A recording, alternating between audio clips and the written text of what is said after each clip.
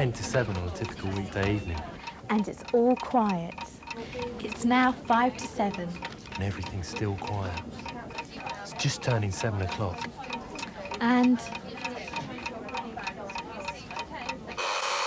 Good evening, this is Danny at Mercury One2One. How can I help? Evening, this is Sue at Mercury One2One. How can I help you? Good evening, this is Cheryl at Mercury One2One. How can I help you? Good evening, this is Clarence at Mercury One2One. How may I help you? I can't get a signal.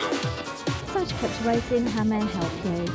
I've been calling for 15 minutes and I can't get a line. Can I have your One2One phone number, please? Yeah, I can't get through. Can I take your mobile telephone number to find out why, please? What's the point in free calls if you can't get through? That's how things used to be at the beginning of the year. Nothing but complaints about evening congestion.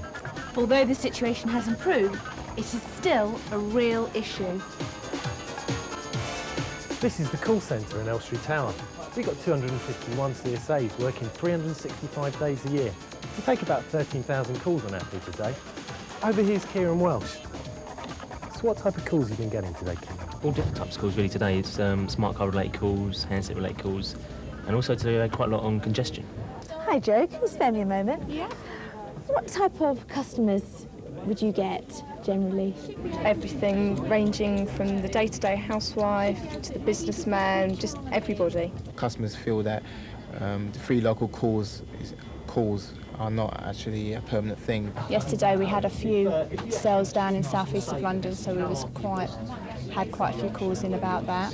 Yeah, congestion, that's always a good one around about 7 o'clock in the evening. You get people phoning up, asking why they're getting please retry. North London, there's a cell which seems to be overloaded. So how are the customers taking it? Not too well. Here we are at the service centre in Hendon. It opened just about 5 minutes ago and already there was a queue of people waiting outside. They're always under pressure here.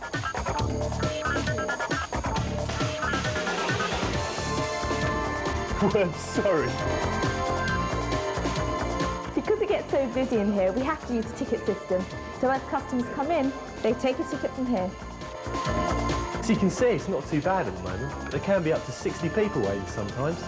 People come in expecting there to be difficulty with their handset, and upon screening the handset with our test equipment that we have here, we find that the subject of dropping calls, inability to make or receive calls, is often down to the network more so than it is the handset. Because of the queuing system we've got, yes, on very busy periods, some customers can have to wait certainly over an hour, sometimes up to 2 hours. Customers sometimes feel confused about the system.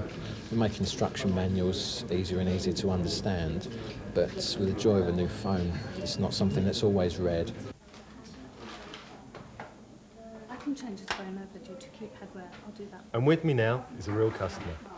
So Phil, what brings you into the service centre today? I had a slight problem with the phone. It sort of just packed up, really. I don't know whether the area that we actually live in Rickmansworth is a badly covered area. Right. But I certainly do have problems in getting hold of people, getting hold of them, in touch with me. Major problem I have with them is just when I call up the customer service on my phone, because they're very busy.